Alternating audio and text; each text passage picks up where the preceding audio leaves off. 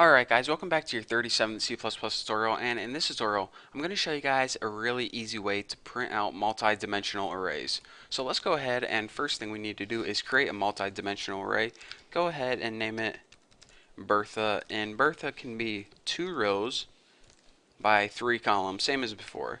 So now what we need to do is go ahead and make an array of arrays. So the first thing I do is put my 2 arrays in there, separated with the comma. So now we have 2 arrays, which would be 2 rows, and now put 3 values in each, like we'll just put 1, 2, and 3 in the first one, and 7, 8, and 9 in the second one. So now we have an array called Bertha that has 2 rows and 3 values in each row. So it's basically a table that's 2 by 3. So in order to print this out, what we need to do first is we need to loop through each row one by one. We're going to loop through the first row, and then we're going to loop through the second row. So let's go ahead and make a for loop, and well, we might as well name this row, and of course it always starts at 0 because the 0th index is the first element in your array. So row 0, and the second one is row is less than 2. So what this is going to do when we put row plus plus is it's going to go from 0 to 1. So row 0, then row 1. It's not going to go row 2 because, of course, 2 is not less than 2. So now we're looping through each row one at a time. And now, of course, you guys can probably guess what I'm going to do next. We need to loop through each column or each element in the row.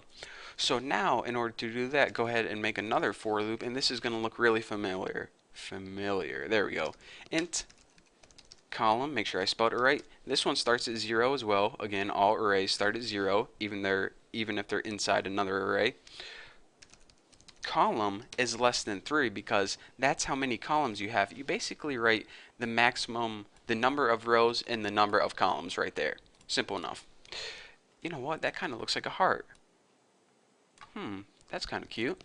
Anyways, moving on. Column plus plus. So now what we're doing is this. We're looping through each row one by one. The first time it loops through row 1, it's going to loop through each of those elements, 1, 2, and 3. And then it's going to loop through row 2, and then it's going to loop through each of those elements, 7, 8, and 9.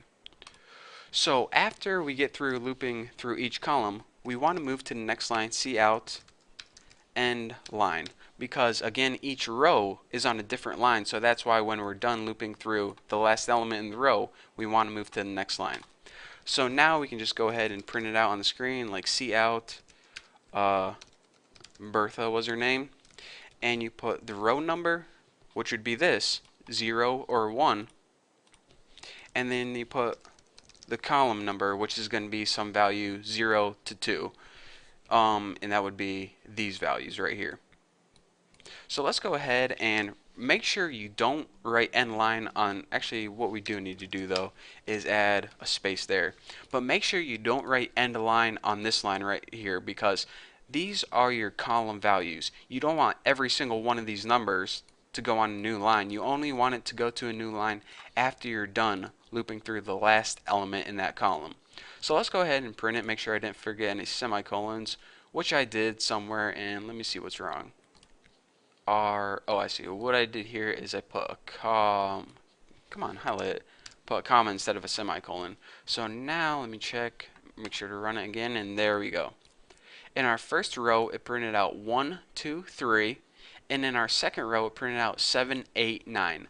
So this is a perfect way to visually see multi-dimensional arrays. So pretty cool, huh? So again, one last time, here's what we did. I'll just leave this down here.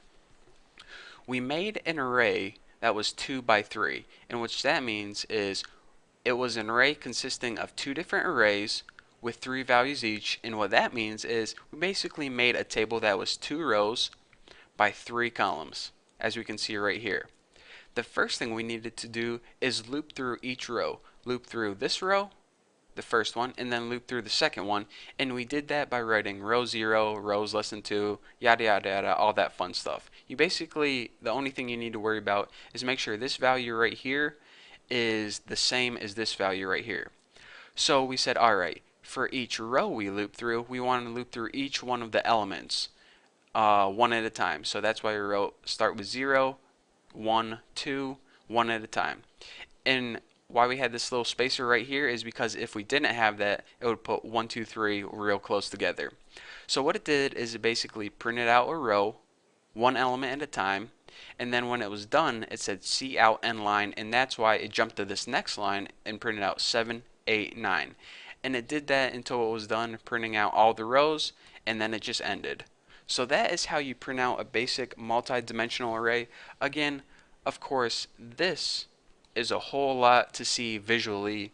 It's a whole lot better looking at than this right here. So that is why you actually use this quite a bit whenever you're programming. So that's all I have for you guys for this tutorial. Thank you guys for watching. Hopefully you understand how to print out a multi-dimensional array now, because we're going to be done talking about arrays for now. In the next tutorial, I think I'm going to be covering something called vectors, which is kind of like an array, but it's a little bit different. So thank you guys for watching. Don't forget to subscribe. If you have any questions, check out my website, and I'll see you in the next video.